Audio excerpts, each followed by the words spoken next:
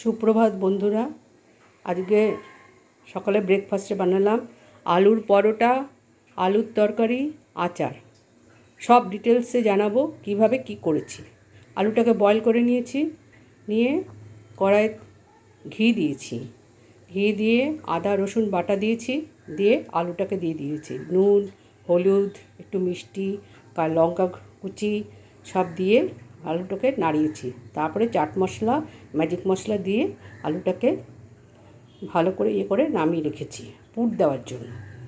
আর আলুর তরকারিটা কিভাবে করেছি, কড়াইয়ের মধ্যে পাঁচফোড়ন দিয়েছি, আদা রসুন বাটা দিয়েছি, আলুটা দিয়ে দিয়েছি, দিয়ে নুন হলুদ মিষ্টি ম্যাজিক মশলা দিয়ে আলুর তরকারিটা করেছি। আর আলুর পরোটা ময়দার মধ্যে একটু আমের তেলের আচার, একটু তেল, সানফ্লাওয়ার অয়েল, আর একটু ঘি, আর জোয়ান ক্রাশ করে দিয়েছি, আর তোমার নুন, একটু মিষ্টি দিয়েছি, দিয়ে আর লেবুর রস দিয়েছি একটু, দিয়ে ময়দাটাকে ভালো করে মেখেছি। আমি অবশ্য আটা দিয়ে করেছি, আটাটা ভালো করে মেখেছি, মেখে তারপরে জল দিয়ে ভালো করে এটাকে ঠেসে মেখেছি।